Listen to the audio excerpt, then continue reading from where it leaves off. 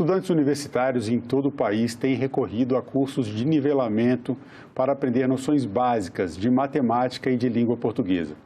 A dificuldade com essas matérias afeta milhares de alunas e alunos em universidades públicas e privadas e tem aumentado com isso o número de evasões quando os alunos desistem dos seus cursos superiores.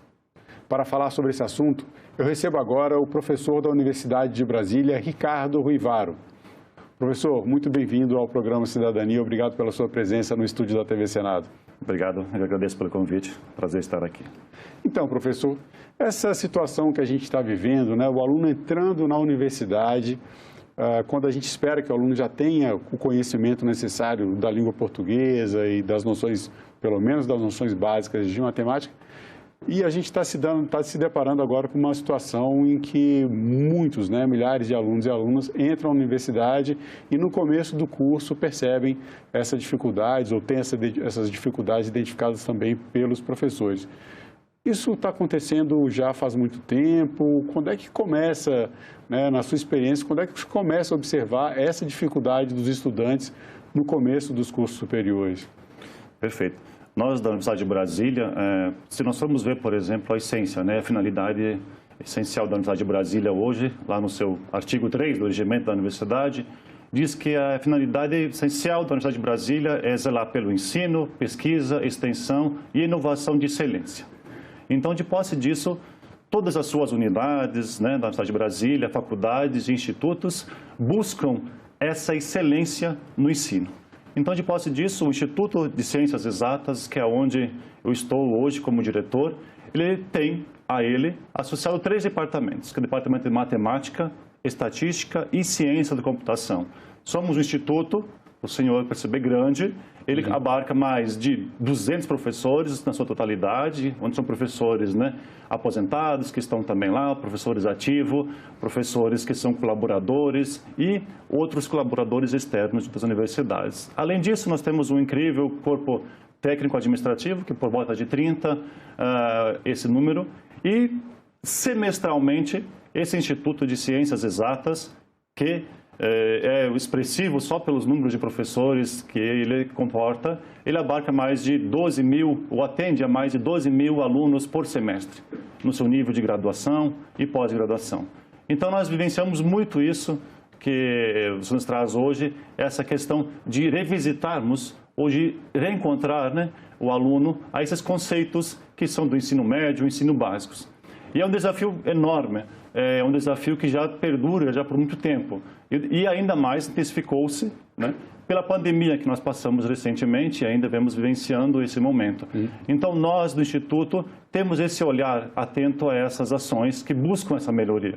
E esse problema dos alunos chegarem com dificuldade, principalmente dentro do curso de exatas, a gente imagina que pelo processo seletivo do vestibular, normalmente a matemática tem um peso maior para quem está se candidatando a qualquer um dos cursos dentro dessas áreas. Então, eles começam, essa dificuldade com as noções básicas de matemática começaram a ser percebidas antes da pandemia. Isso é um problema que vem se agravando, é um problema que está, eu diria assim, está estabilizado, existe um número, um percentual dos alunos com essas dificuldades, ou esse problema vem se agravando e aí com a pandemia teve um aumento ainda mais expressivo? Como é que é esse histórico dessa questão? Só então, complementando essa revisitação, nós é muito importante revisitar que de fato esse conceito, ou digamos essa necessidade de formação ou de revisitar os conceitos matemáticos, ele se dá já há um longo tempo, não só na pandemia, a pandemia sim se agravou. Os nossos alunos então já vêm nesse período de 2010, já vimos isso. Na verdade, depois da apresentação ou da introdução da internet aos nossos alunos, aos nossos filhos, se o senhor pode bem vivenciar, quando nós estamos em um restaurante, um ambiente, lá estão os nossos filhos, lá estão os nossos pequenos, num tablet ou num celular. Então, isso faz com que novos ambientes, novas atrações, agreguem a ele, e desviam essa atenção do conhecimento. Então, para nós, esse tempo, essa necessidade de revisitar esses conceitos é fundamental. E aí nós fizemos várias ações que buscam, digamos, sanar isso. Uma das ações, por exemplo, na cidade de Brasília, juntamente com o Instituto de Ciências Exatas, é o programa ELOS. é um programa de aprendizagem e acompanhamento continuado.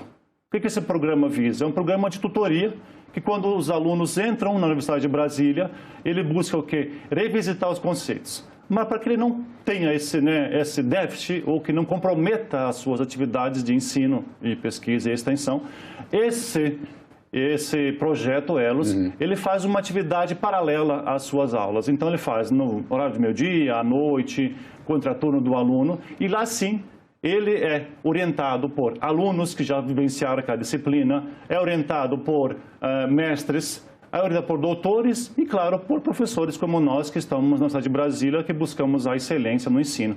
Então, lá ele aproveita, revisita os conceitos, aprende e, em paralelo, ele faz as disciplinas que ele é necessário ou que necessitam daqueles conceitos. Do curso superior. Exatamente. Agora, a gente está falando, a gente tem até como tema na nossa entrevista a alfabetização de universitários e a gente está falando, na verdade, aqui de um aspecto mais amplo. A gente está falando principalmente da matemática e do português. E também tem sido observado em várias universidades, a Agência Senado publicou uma matéria recente falando sobre universidades públicas e privadas que têm identificado esse problema. O aluno ele chega no curso superior, muitas vezes sem saber interpretar muito bem o enunciado de uma questão, sem conseguir desenvolver um texto claro, com uma ideia coesa, com uma coerência de ideias e, claro, com dificuldade também na interpretação de textos. O senhor que vem da matemática, que está dentro de uma área da universidade de ciências exatas, essa dificuldade com a língua portuguesa afeta o rendimento do aluno em exatas e o caminho inverso, isso também acontece? Sim, com certeza, afeta e muito.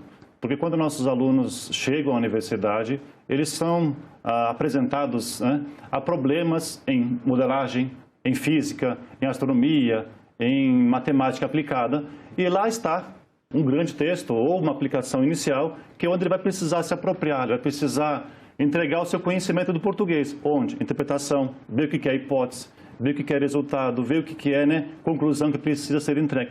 Então, ele não havendo ou não compreendendo esse enunciado, o quanto difícil é para o aluno entregar aquela solução ou entregar aquele resultado. Então, de fato, isso é um desafio enorme para nós, às vezes matemáticos, a gente fala que nós matemáticos somos mais das exatas, nos focamos mais na área técnica, mas encarece, necessita de fundamental. E até quando formos escrever um trabalho numa revista internacional ou para outros órgãos que gerem, que recebem essas nossas produções, como você vai apresentar esse trabalho? Como você vai transcrevê-lo, que todos possam entender, que todos possam compreender aquele trabalho. Então, olha como a língua portuguesa é fundamental e essencial nesse nosso trabalho. E a volta? Como que o matemático, por exemplo, pode entender ou avaliar o português? São questões de raciocínio lógico, são questões de como você apresentar, por exemplo, aquela matemática numa linguagem mais acessível para o aluno. E aí, você será que precisa apresentá-la com tanto símbolo?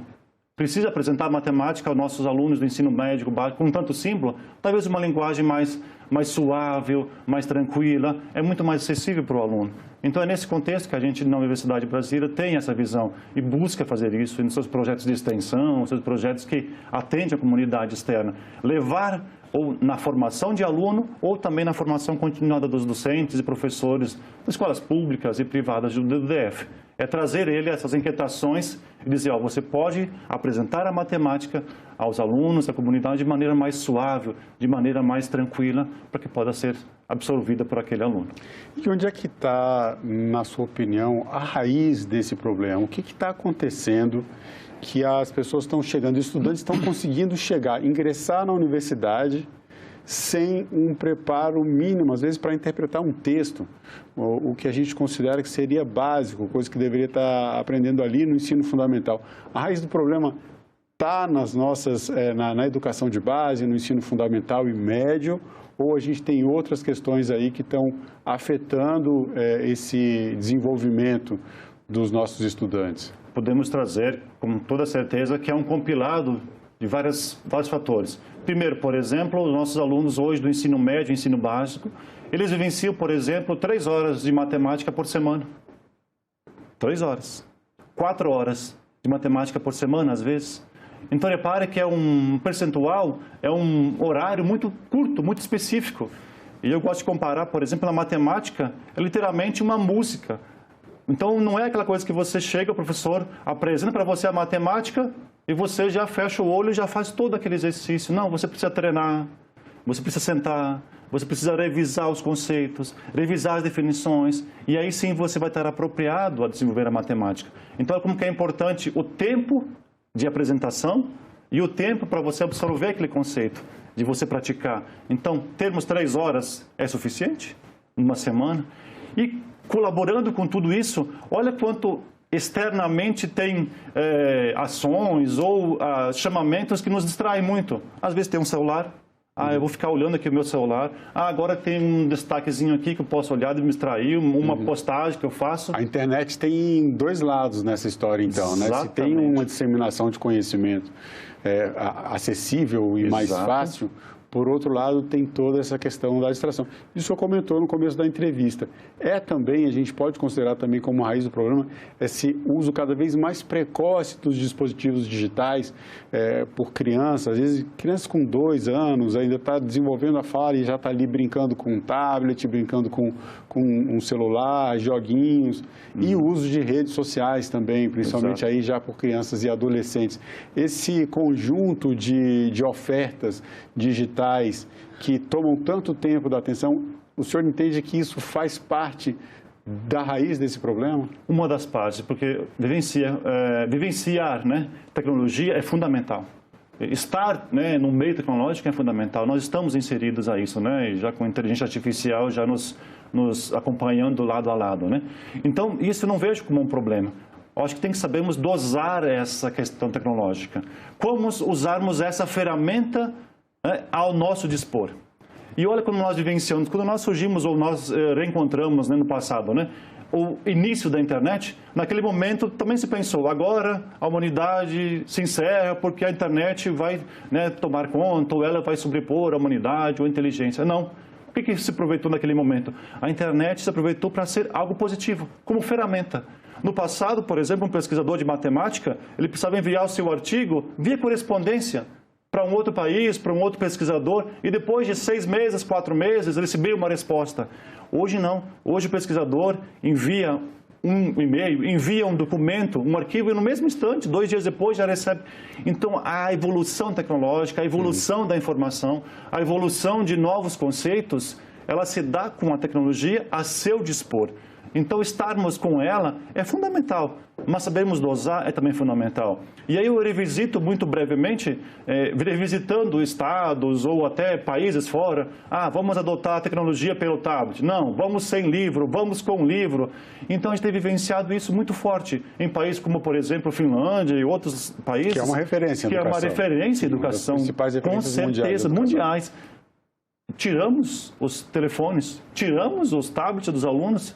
Não se usa mais nas escolas de Finlândia, muitas delas, do ensino lá básico e fundamental. A escrita à mão ela volta. Vamos tirar uma raiz quadrada de 4, vamos entender isso, vamos entender o conceito matemático, vamos aprender a escrever, a ler corretamente, vamos entender isso. Então, estamos revisitando e entendermos como a gente pode usar a tecnologia a nosso dispor. Então, isso é fundamental.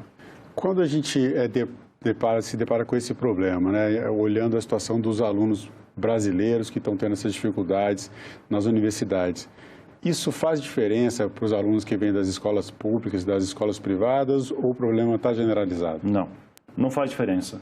E é um dado muito importante, se nós formos revisitar, por exemplo, em 2021, 2022, 2023, muito recente, os nossos alunos do ensino médio, por volta de 60% desses alunos do ensino médio migram para o ensino superior. Em torno de 60%, nessa média, nesses últimos anos. 60% apenas migram para o ensino superior. E olha que interessante, desses 60% no ensino superior, 50% evadem dos cursos. 50% desses, apenas 60% que vão ao ensino superior, 50% evadem. Aí você pode pensar, não, mas isso é na escola particular ou pública? Indiferentemente. Na escola pública, em torno de 50%, na escola particular, em torno de 55%. Aí você pode pensar assim, mas é porque não tem esses 60% apenas do ensino médio que vão até a universidade, é porque não tem mais vagas? Não. Tem sobras, tem vagas ociosas na universidade pública. e privada. Na pública, então, de 15% a 20% de vagas ociosas. Então, o nosso aluno está tendo outras atrações do que o ensino superior. E, além disso, você fala, então, será que é uma tendência de educação à distância? Vivenciando esses anos, em média, 70% invadiram na educação à distância. Então, olha a necessidade de você cativar esse aluno. A distância, a evasão é maior ainda. A evasão ainda é maior ainda quando nós olhamos para a educação à distância. A invasão é maior ainda do que o presencial. Então, repare que esses atinge as várias frentes do conhecimento, as várias áreas do conhecimento. É nessa preocupação que nós, lá do Instituto, buscamos entregar soluções de acolhimento, de disciplinas semestrais, de tutoria, de pré-cálculo, pré-matemática ou matemática básica, para que esses alunos se sintam confortáveis em estar na disciplina, em estar num curso e poder se apropriar daquilo. E o que é muito importante é que a gente vivencia e que a gente escuta às vezes, mas será que essa responsabilidade que vem do ensino médio é da universidade? Quando o aluno chega na universidade, é sim a nossa responsabilidade. E por isso que... E o desafio de voltar, o senhor, quer dizer, tem todo um conhecimento muito avançado em matemática, liderando um Instituto de Ciências Exatas, com um doutorado na área e várias especializações. Voltar atrás e ensinar ali o beabá. Olha, gente, vamos aprender aqui a dividir um número natural, Exato. Fazer uma raiz quadrada, aquelas operações elementares. Como é que é esse desafio enquanto professor? É um desafio muito prazeroso, eu te confesso. Eu acho que quando você faz algo por amor, por paixão, aquilo te deixa muito feliz. E quando que eu entro num auditório, às vezes com 70 alunos, às vezes com 150 alunos, que são disciplinas de massa, que quando os alunos estão entrando, é muito fácil você identificar o aluno ou a necessidade do aluno. Você começa com uma atividade, você começa com um problema e você vai olhando para o semblante dos alunos. Aí começa assim, aí o aluno faz isso, o aluno começa a se preocupar com aquele tema. Então você já instiga o aluno, fala, aqui, temos dúvida? Ele fala, sim, professor, eu não sei extrair raiz quadrada de 4. Para mim, raiz quadrada de 4 é mais ou menos 2. E você fala, opa, calma, então vamos recuperar isso. O que eu faço no meu entendimento? Eu não preciso parar toda a minha aula ou interromper ou ficar só estudando o ensino médio. Em cada etapa, em cada fase de um exercício, eu atentamente observo, aqui vou precisar usar tal fato. Aí eu olho para eles, isso aqui está bem? Está ok para vocês? Eles falam, sim, professor, podemos avançar. Se não, eu reservo um espaço do quadro. Os nossos quadros de matemática tem vários quadros, então a gente tem esse problema. A gente reserva uma parte do quadro e revisita o conceito. Revisita aquele ensino, ou revisita aquele método que vai ser usado. E para eles, o quanto felizes são, o quanto dá alegria. É quase literalmente um encanto. Assim. Eles falam, nossa, eu não sabia que era fácil assim, eu não sabia que poderia ser assim. E o quanto que é prazeroso para nós. Imagina você estar lá e ver no olho de cada aluno, no olho de cada discente que chega na cidade de Brasília, ele se apropriando, ele se sentindo seguro, ele avançando no seu curso. E nós, depois de 5 anos, 4 anos, entregarmos um profissional de excelência para a sociedade, tanto na área de medicina, na área de saúde, na área de tecnologia, o quanto que é grandioso. Você chegar e dizer, missão de professor, entregue, feita, cumprida, é muito gratificante. Professor, e esses alunos que chegam com dificuldades, por exemplo, dentro da área de matemática, ou mesmo os alunos que entram com dificuldade da língua portuguesa e entram no começo fazendo esses cursos de nivelamento, ele vai ali entender as diferentes expressões, o uso dos porquês, e aprender a interpretar um texto, aprender as operações básicas de matemática, no momento em que outros alunos, já mais bem preparados, já têm toda essa bagagem e conseguem se desenvolver bem no curso. Os alunos que precisam desses cursos de nivelamento, seja no português ou na matemática, uma vez superada essa etapa, eles conseguem ter um desempenho próximo aos outros estudantes, eles seguem o curso no mesmo ritmo dos outros ou tem alguma dificuldade que fica e vai até o final da sua formação? Olha que interessante, uma pergunta muito, muito bacana essa. Quando que esse aluno chega e ele mesmo tem a ciência ou a observância de que, opa, eu preciso me aprimorar mais em matemática, ou eu preciso me aprimorar mais naquele conceito. E ele se permite em buscar, em estar conosco, em nossas tutorias, em nossas monitorias, em nossos nivelamentos, em nossos cursos de entrada, nossos cursos de acolhimento. Esse aluno se torna mais qualificado do que aquele que entrou num patamar já elevado, ou num vestibular que quase acertou tudo, fez uma prova excelente. Por quê? Porque esse aluno que vai se apropriar desses temas ou desses projetos, ele vai estar regido ou conduzido por quem? Por mestres, por professores doutores, por doutores qualificados naquela área. Então, a ele vai ser atribuído, vai ser passado conhecimento com excelência e mais, com qualidade, sem vícios de forma. Ele não vai aprender coisas erradas. Então, ele vai se aprimorando e vai se abastecendo daquele conhecimento sempre em excelência. Então, quando ele se apropria daquilo, a base dele, que poderia estar, digamos assim, um pouco, né, deficitária ou necessitando de conceito, vai se construindo, vai se solidificando. Essa base vai ficando cada vez mais forte.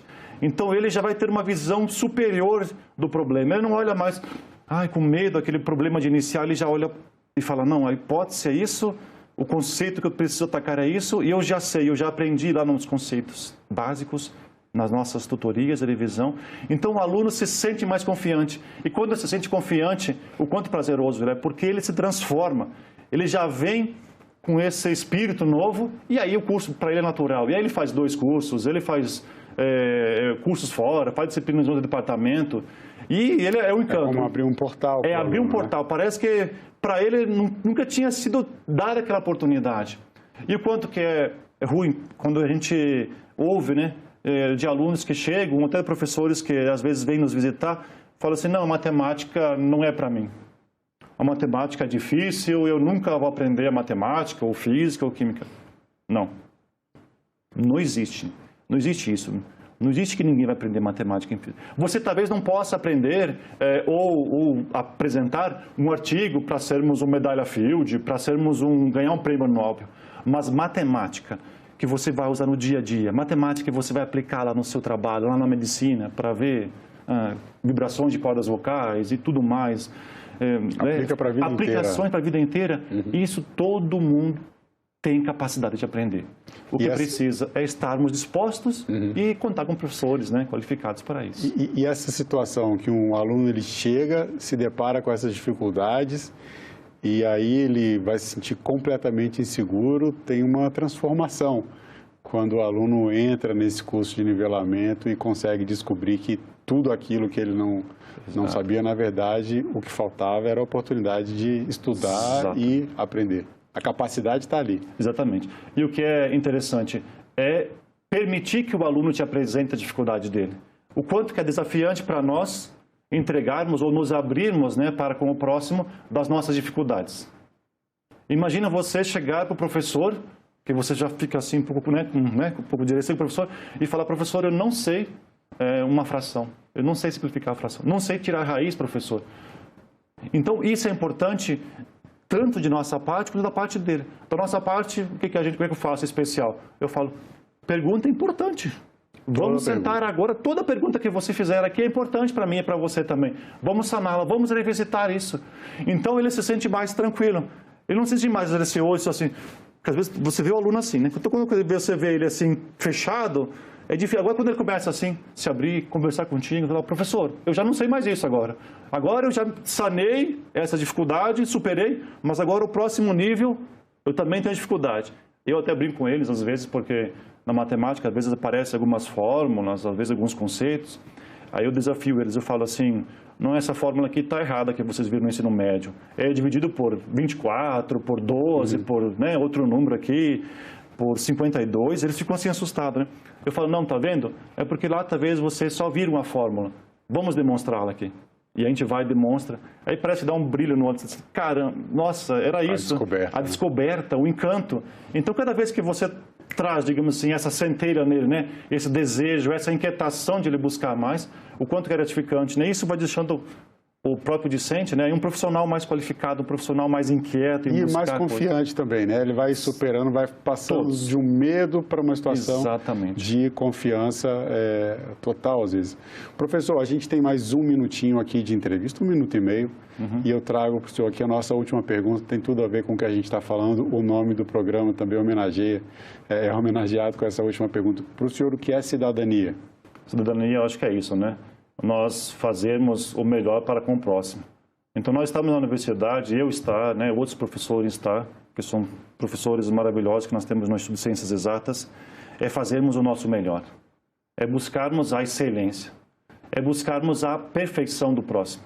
nunca pensarmos que não possa entregar o máximo, que não possa, né, ser o melhor na área dele. E fazermos com amor, fazermos com carinho aquilo que a gente gosta, entende? Então, quando você vai em uma sala, nós da academia, por exemplo, da Universidade de Brasília, nós entregamos o máximo, nós buscamos dar, né, para ele todo o ensino, todo o nosso conhecimento. E como que é prazeroso você virar as costas e amanhã você ver esse aluno melhor que você, mais qualificado que você, um profissional mais talentoso que você. Isso é o prazer, isso que é a cidadania, você fazer do seu conhecimento que você tem o bem para com o próximo e esse próximo ir dissimando, né? Esse conhecimento, essa qualidade, essa, digamos assim, melhoria, né, para com a população brasileira e, de modo geral, para com o planeta. Então, acho que isso é importante, isso que é ser cidadão e fazer para o melhor para com todos. Bom, professor Ricardo Rivara, eu agradeço mais uma vez a sua presença no nosso programa. Obrigado, eu que agradeço pelo convite. Muito obrigado. E eu agradeço também a você que acompanha a programação da TV Senado. Assine o canal da TV Senado no YouTube, ative as notificações, faça como mais de 1 milhão de brasileiras e brasileiros que acompanham as notícias do Poder Legislativo diretamente da fonte. Na TV Senado, democracia todo dia. Obrigado.